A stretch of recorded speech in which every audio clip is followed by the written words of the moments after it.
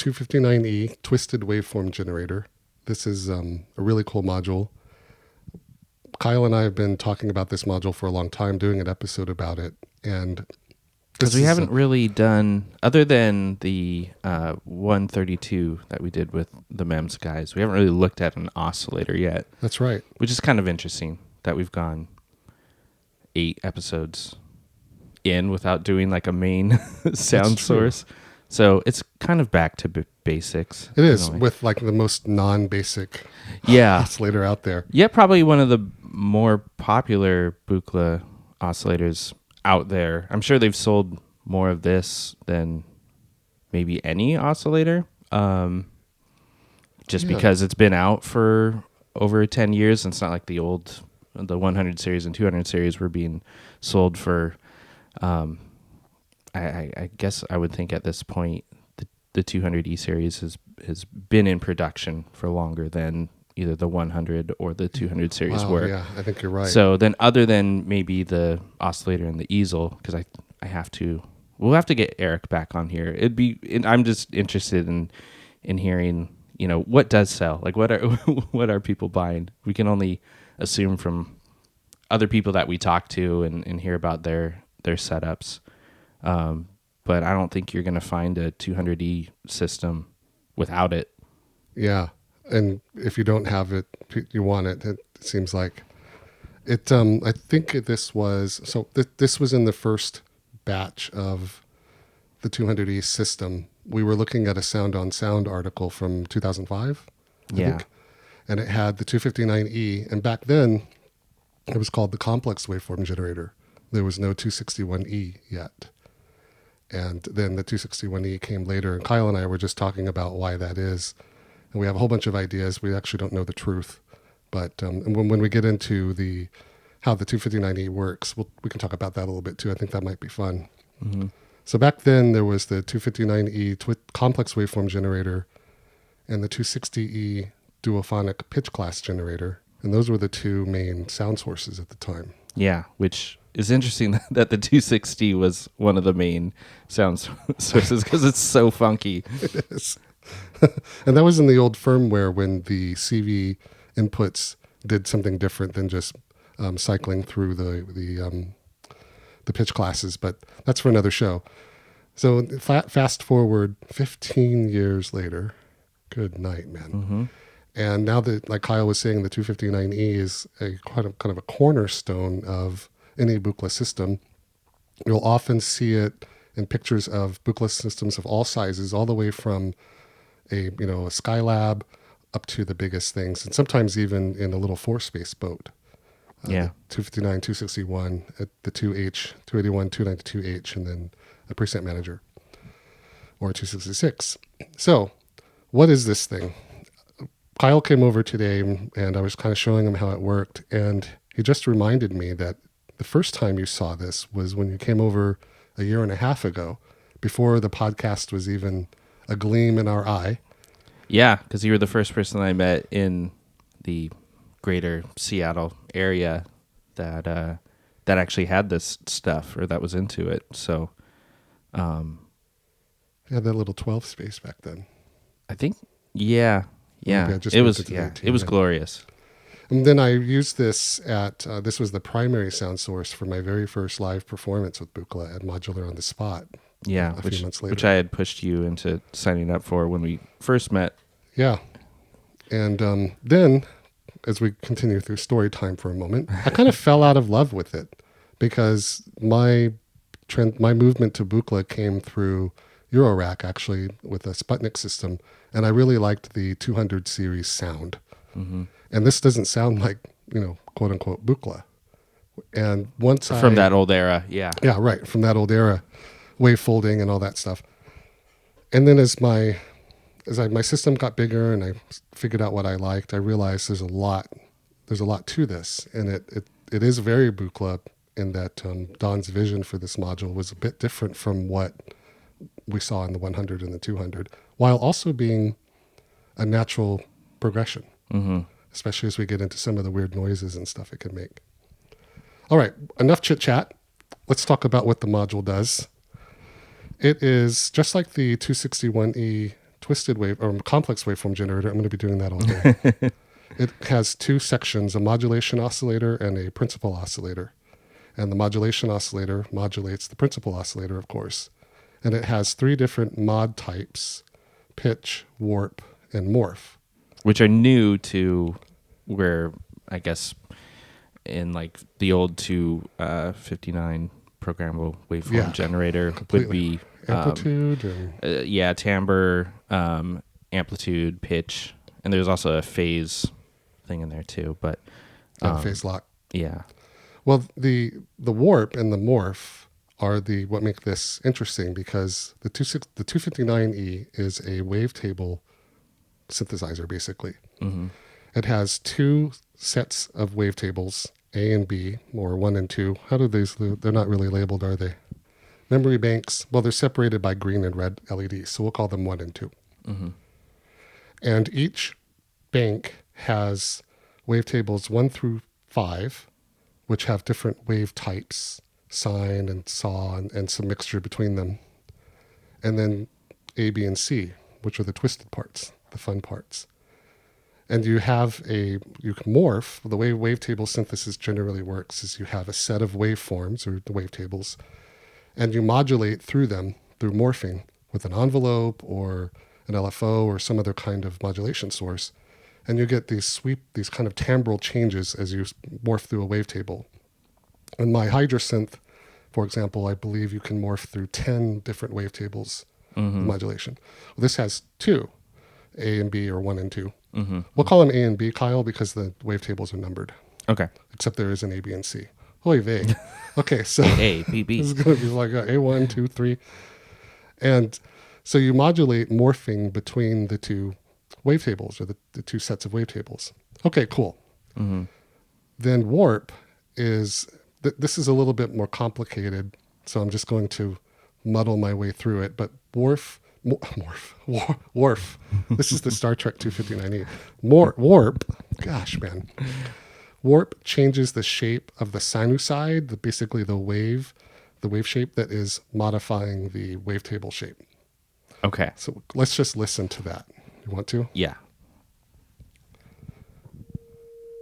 So let me bring that pitch down just a little bit. Okay, so we'll morph over to, we are in wavetable 1 in section A, wave section A, the green, and this is just a sine wave. So as I turn warp, it's going to change the shape of the wave that is modifying that wave, so it just makes it louder. If I morph over to the other section, it's the same exact wave, because it always starts with a sine wave. Okay. So now let's change a wavetable. We'll change green to 2. Oh, that's really, bring that down just a little bit. There we go. And then now when I warp between them, that should sound familiar, right? Mm-hmm. Yeah, it sounds like a timbre knob or slider on some of the old 200 oscillators. So I'm just going through the wavetables in green.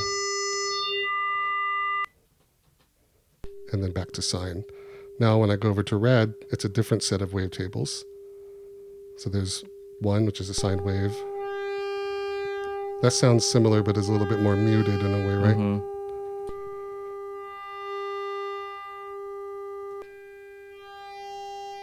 Yeah, seems like just more upper harmonics are kind of. I like that one. Mm-hmm. Oh, what's that?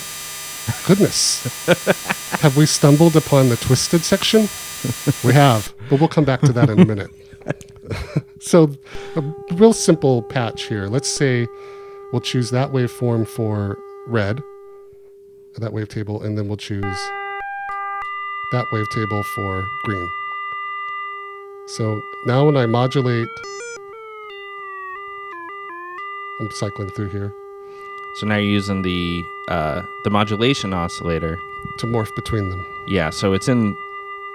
So we've kind of got a low frequency. Well, now you're moving it up. I'm just kind of pressing buttons. But yeah, if you kind of go low, so this is like on a square wave. Yep. Maybe let's go to triangle just to hear it. So that's just shifting between the two sides. Morphing Between the two between the two wave. and you can hear how that's red, and then it morphs over to green, and they overlap. Yeah. And then you only hear one. You hear red, then it morphs into green, and you hear both, and then you only hear green. And so now when we're going to modulate warp. So this is going both between morph and warp, so it's doing them both at the same time. And only green is going to have the warp. Yeah. I mean, wait, only red's going to have the warp. Because warp is set all the way to fully counterclockwise. So as the modulation oscillator moves up through warp, it starts at green, which is no warp, and then as it moves into red gets the full warp. Yeah. So we could potentially, if we used, because there is a CV out of the modulation oscillator, if we didn't have it set internally to do that, we could go into the, could we maybe try and have it come into here? Would that change it? And then if we had it go down, we use the attenuverter to shift it the opposite way. So I patched CV out from the mod osc into the CV in for warp. Let's see what happens. Oh, let me...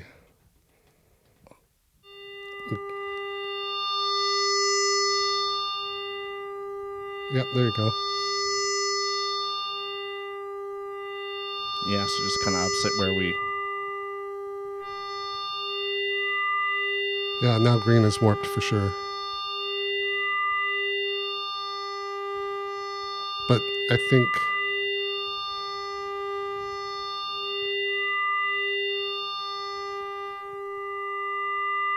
That's no warp. That's full warp.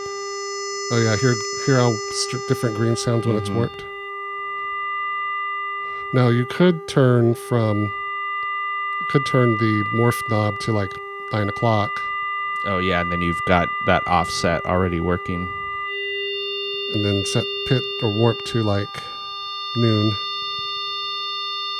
You're getting kind of a the warp is heavy on green because it's mostly sitting in green. So I guess that's all just to say, yeah, it's cool to sometimes explore with the external CV outs of the oscillators that come back in. Instead of internally patching into, you can sometimes mess with the functions a little bit further. And we were talking about that. This is one of those things where I could find out, but I kind of like not knowing. But is the frequency of the... The ignorance is bliss mode? Yeah, it's kind of fun to not know. And then somebody can write into the show and let us know. The frequency output of this frequency of the CV output of the modulation oscillator, is it exactly the same as the audio out for the modulation oscillator? And I could look at my oscilloscope and find out for sure, but it's kind of fun to try to figure that out. But if we modulated anything with the CV output, will it have the same range as the audio output? Well, what are we modulating with the audio output? You can modulate the frequency of the principal oscillator using FM with the audio output of the modulation oscillator. Which, let's hear what that sounds like, actually.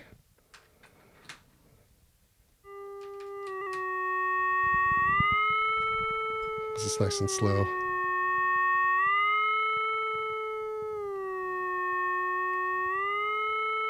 I'm going to leave that on green.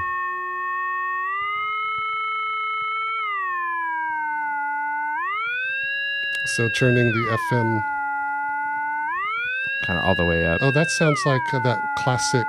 oh man, you know that song from the early 80s? It's in I Dream of Wires, I think. It's that guy... man, I'm just totally spacing on it. Ah, gosh. He talks in it. I'll have to find that out, and then I'll mention. So we recorded. We're gonna do a bad overdub where you just say it like very monotone. It's that song by Mark Wilson. Yeah. So I'll find out, and we'll do it in the intro. But that's driving me crazy now. So the range of this, I've got FM turned all the way up to. Yeah, but we should jack up the actual. But isn't interesting? So getting the full range of the wave into FM with it turned up to 10. But if I turn it down to like 4, it's still the same low, right? But now it's peak. Like if the wave went from 0 to 10 or 1 to 10. Yeah, it's always going to have that bass. So we're kind of note. peaking it at 4 now. But let's turn up back to 10. Now we're going to crank up the modulation oscillator. Yeah, we're turning to high rate.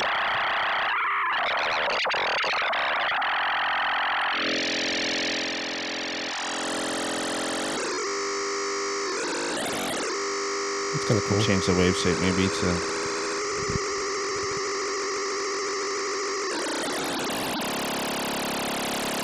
Now we'll morph and we'll warp.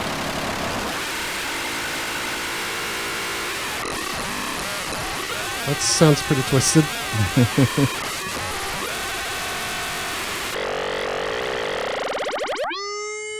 But we could also be doing this internally with the pitch modulation too, right? Kind of, yeah. Let's do that.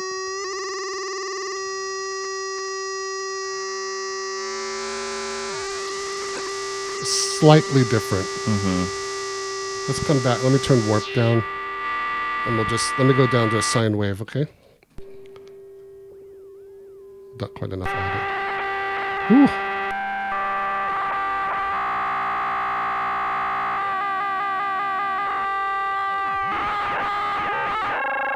That's a nice square. So I could easily replicate that on my 258E FM oscillator because that's just a very simple high audio rate square wave FMing or modulating pitch, which isn't the same as FM, but that's okay. That's a conversation for another show. Are you ready? You know what? This is the Twisted Waveform Generator. I think it's really time to get twisted. Get twisted. FM is cool. I love FM. AM is cool. All of the M's are great. But now we need to do something cockamamie, right? So maybe bring it back down to 0 point, if we will. Yeah. So I'm putting wavetable green into bank C. And I'm going to put wavetable red into bank C. Now, what does that mean? Banks A, B, and C, unlike banks 1 through 1 through 5, they don't store wavetables. The manual calls it the portions of the operating program. Now, I think of that as kind of the space between the wavetables in a way. Okay.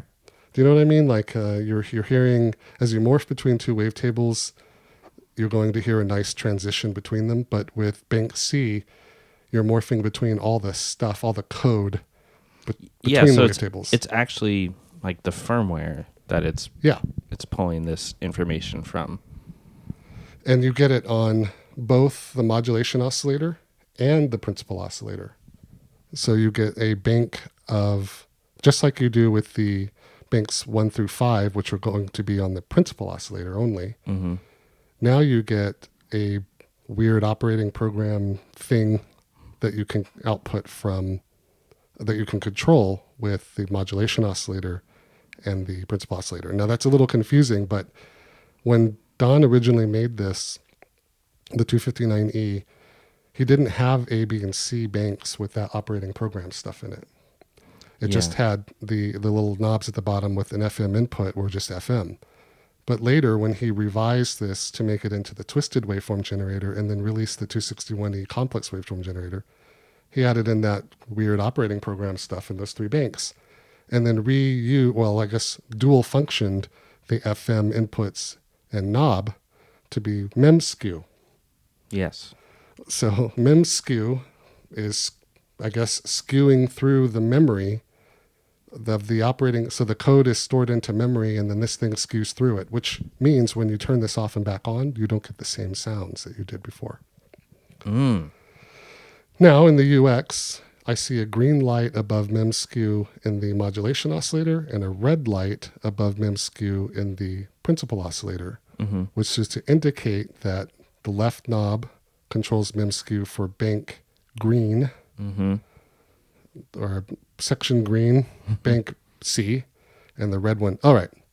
I love to talk about this, but I'm realizing now we should just hear it. So let's bring, we got volume there. I'm going to be green Actually, only. it's What I miss? It's okay. Yeah, it all comes out of all the sounds come out of the principal oscillator. mm-hmm. We're just going to mix between. It'll be mixed between the two different wavetables. Are we in between a wavetable? Not yet. Is that? Now we are. Yeah. So I'm turning the MIMSKU knob for green. Slowly. Oh, you can kind of hear that.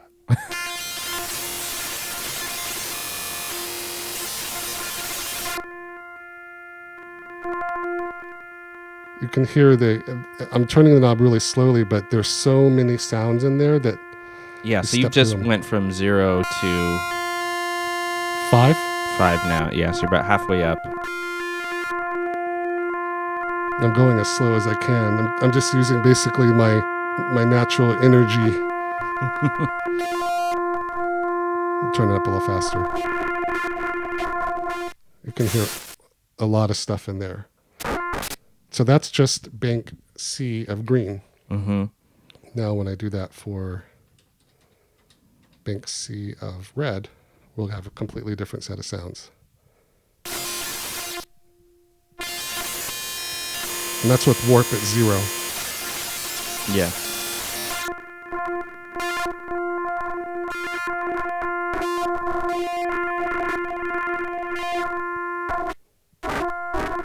And there are little moments of silence in there. Now, So if you change the bank to a different one, you get a different set of sounds.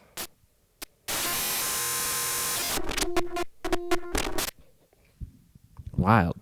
So, and that's without the warp up. So let's get one and then going. So this is green with warp maxed up. You know what? Let me. I'm going to modulate warp with the modulation oscillator so we can hear that change.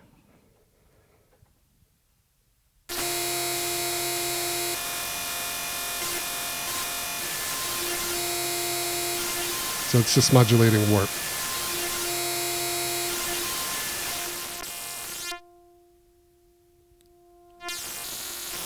And that's without this song, right? Oh yeah, thanks.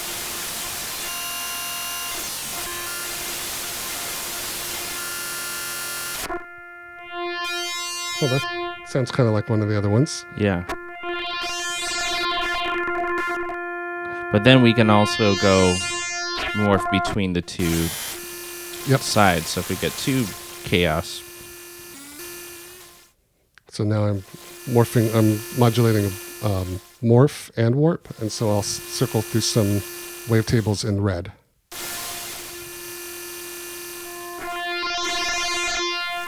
Make that a little bit faster.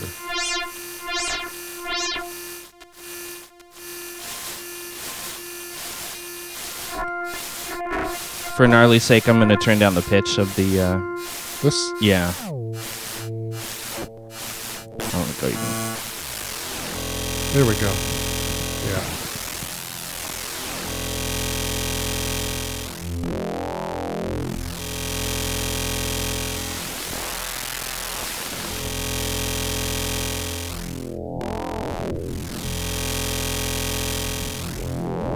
Man, see, that's what I'm cool. talking about. It's so cool, so fast.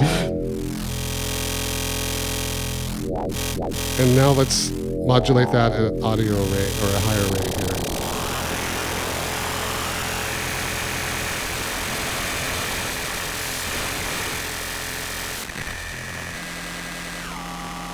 So the modulation oscillator is on triangle mode, and it's now amped up to a pretty blistering rate.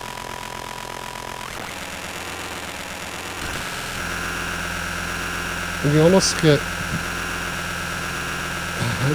It just suddenly... I mean, without moving this, if I turn it down... That's it. That's what it is, you know. And then when I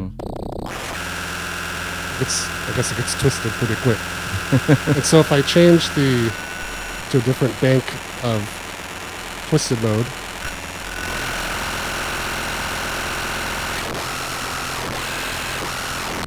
sounds like black metal singing. It does, doesn't it?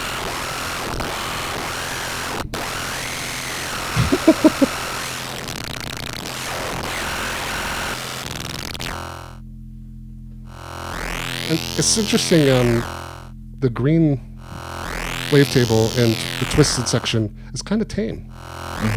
So I'll change that.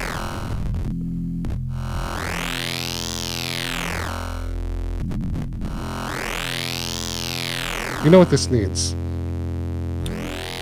This needs modulation of memskew. Okay. So you're taking the modulation oscillator's audio out into the... Well, so it's the FM input, and this is what's... We should talk about. I'll bring that down for a second. I guess in past, like, the FM input has not had this kind of double duty of... usually an FM input is just a, audio jack in with a knob. There's not... in general, like a VCA to it, that or a tenuverter or anything like that you can then CV that amount with. That's usually done internally, like on the easel with switch settings, or you do it. You use like the internal modulation side of the oscillator to adjust that for the principal. But so now we're going to sweep. So it's not like we're sweeping the FM. Or are we? Like, that's what I don't think so. I think it is only sweeping through the memskew. It says memskew, but I think it's only sweeping through the selection of the wavetables in the program code bit. Okay, so if we have, so it's basically if we don't have the twisted section selected, it then becomes back. It goes back to FM. Right. That's interesting. So check this out. Now I have the modulation oscillator in triangle mode turned all the way down. I have I'm going to move the morph section over to red, so we're only going to hear the red bank, or the red section with memory bank C, the twisted one. So, okay, all right, bring that up.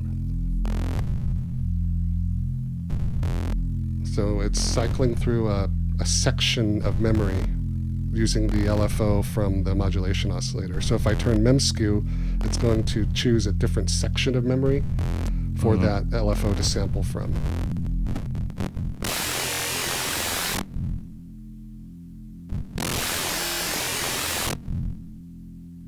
And that's without warp. So if I turn warp up,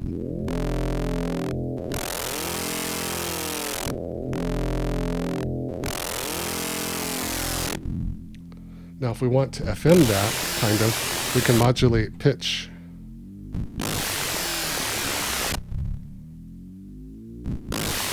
Do you hear how the waveform that you can kind of understand is being FM'd? Yeah. Because the pitch is actually changing instead of that. So.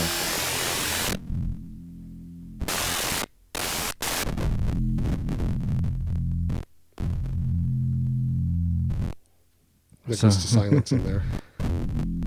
It is interesting how it's just touchy, how you can go from silence to hitting something. You never get it the same way. Which super chaos. It's interesting because the for modular on the spot, I used this patch, a version of this patch, and when I turned on the Buchla at Gasworks Park, I didn't know what the wave shapes were, what twisted were going to be. Yeah. I had to, before the performance started, I kind of cycled through them a bit and found a section that I liked, but it was never the same twice. And so one of the things is, because memskew is an audio input, there's no way to naturally, I guess, modulate that with CV. You have to do a tiny jacks to CV conversion of some kind. Yeah. Well, I just happen to have some tiny jacks to CV to banana converters. Gotcha. That we could play around with. Yeah. With an LFO if you want. Yeah, or do like random or something like that. Because we already have like an LFO. I guess, but it also just goes. I guess that because there's not a CV in for the memskew, and I don't know. it feels like Don never compromised on design kind of space. Like, oh, he couldn't fit it in there. I don't know. Because it always seems like everything has been thought of. I think he was just dealing with the reality of turning this into what it is, and he couldn't really add a CV input for MemSkew. Yeah, could be. Or it just like it wasn't as fully featured or something. I mean, that I don't know. It's like that's just very cool of what we were just doing. But I don't know. Interesting to think about. Yeah, I mean, who knows? If anybody knows, actually, please let us know. This would be really cool to know that. Why? Is it a design decision that he intended, or was he just kind of dealing with the UX that he shipped and, just added an LED and a label? So now we have a tiny jacks plugged into the MemSkew input or the FM input, and a banana that I'm going to hand to Kyle to put anywhere he would like in the Buchla system. Okay. I mean, I feel like I'm always just going to go to some random. Just don't patch to an input because that would be weird. Yeah. Let's see. This one's at blightingly fast speed. Here we go. Okay, so I just put it into the fluctuating random voltage. Let me bring it up.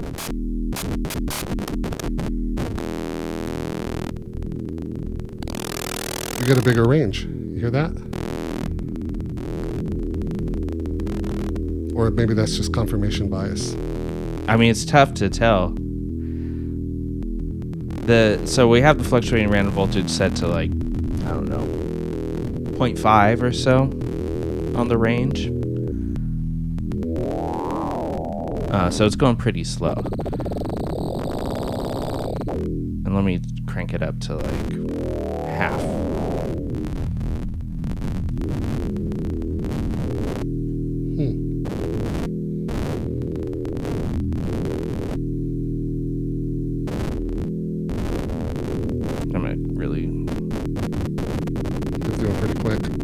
I'm going to choose a different selection here.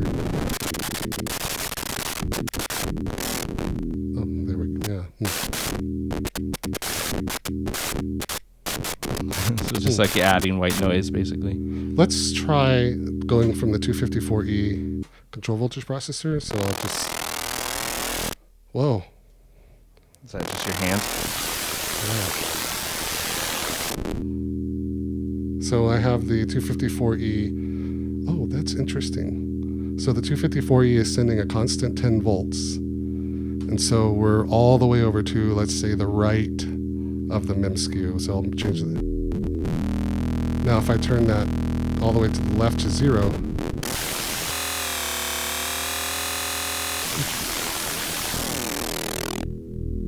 that's interesting. Yeah. So... yeah, that is pretty cool. That opens like a whole other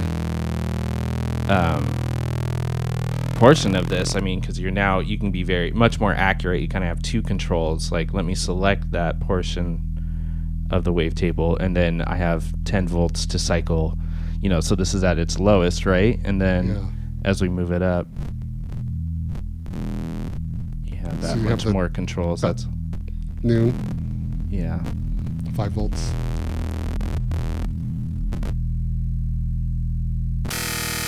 But we didn't catch that. Yeah, dude, you're not getting the same sounds now. But when you move it back to 0, listen to this. So it's at 0, I'm not touching it. We're perplexed. Yeah. If anyone... we're not doing anything. It's doing it on its own. Here, listen. It's so crazy. It's kind of life. It's, what... I like that somewhat randomness. If we were to modulate internal warp randomness at a high rate, and then so that's modulating warp.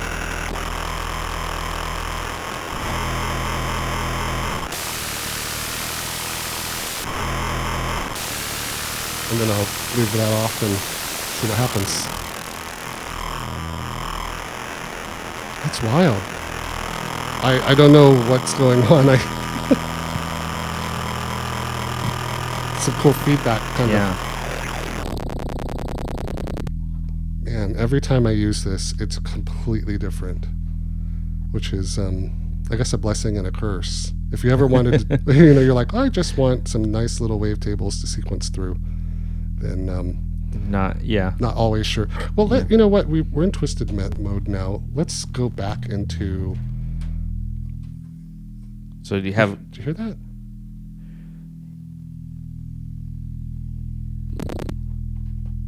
Yeah, maybe some sort of There's some subtle bleed or artifact something of a modulation in there. Yeah.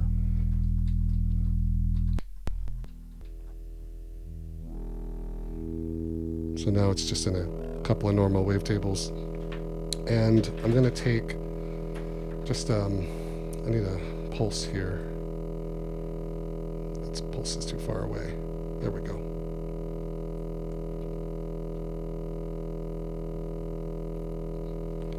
And, oops. I want to just get a quantized pitch. That's all.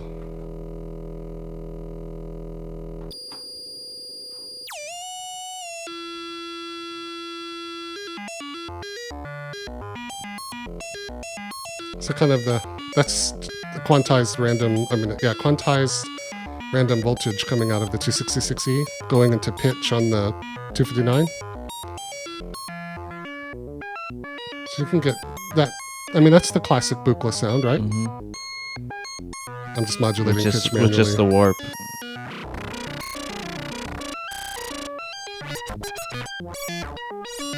You can't modulate timbre, which is the green and the red. You can't modulate the selection of a wavetable. You have to do that manually.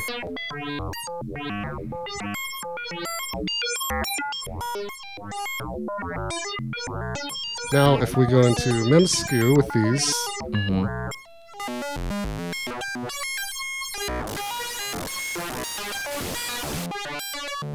and just select one of them.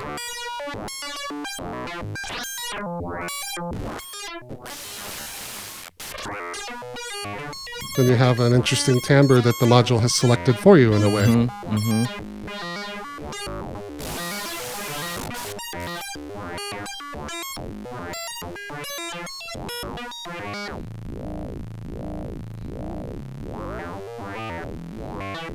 How did we get that really cool industrial thing we had earlier?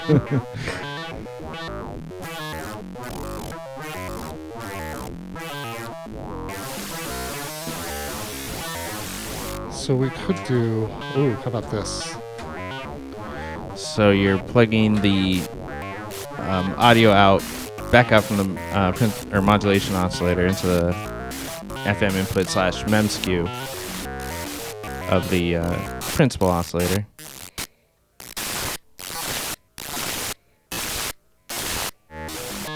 Sounds like you're switching through FM dials or something.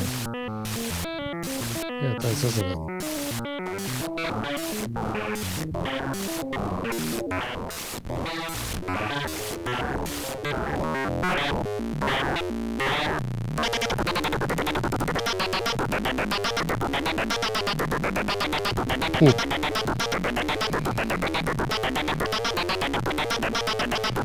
I'm into it.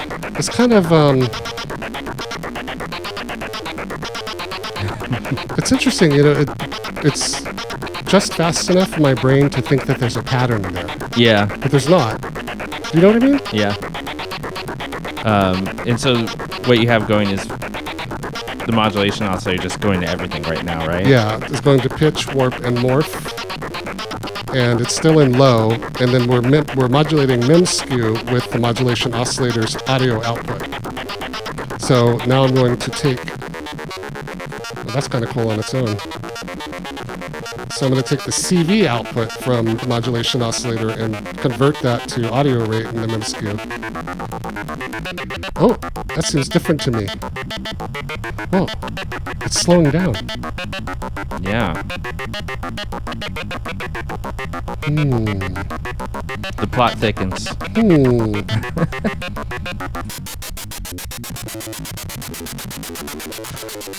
Go back back to the way that was. Wow, it's so wild how it, when you remove the modulation source, it's almost like there's a continuation of the modulation until it runs out. Which is kind of like what we found with that MEMSQ kind of drifting when we pulled out that CV into it.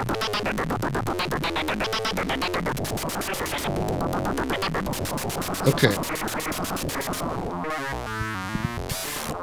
Oh. All right, so that's a good one. That's the Todd Barton 259E patch. This is just the modulation oscillator audio output going to the MEMSQ input for red. And the modulation oscillator is turned all the way down, so it's just on a square wave, kind of cycling between those. Sounds really cool. Now if you modulate warp, just set a slightly different set of wavetables.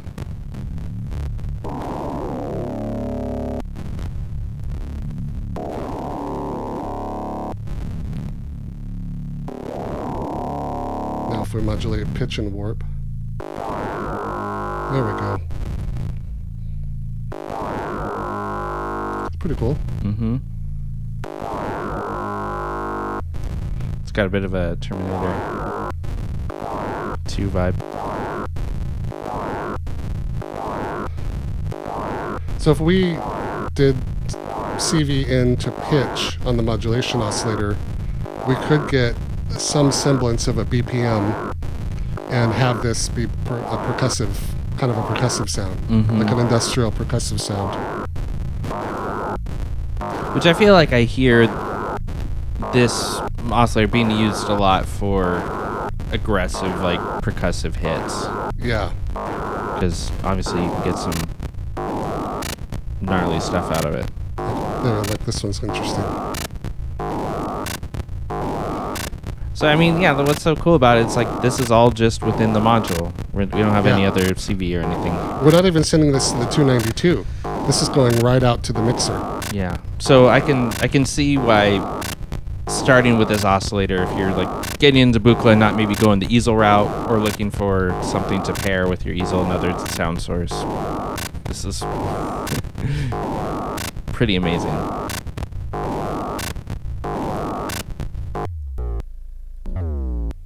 Just set of simple wavetables there.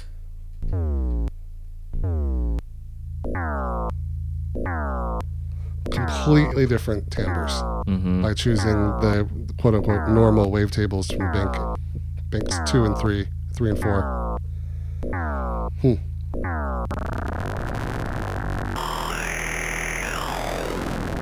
then it goes gnarly again. Little formant kind of stuff on there. Isn't it wild?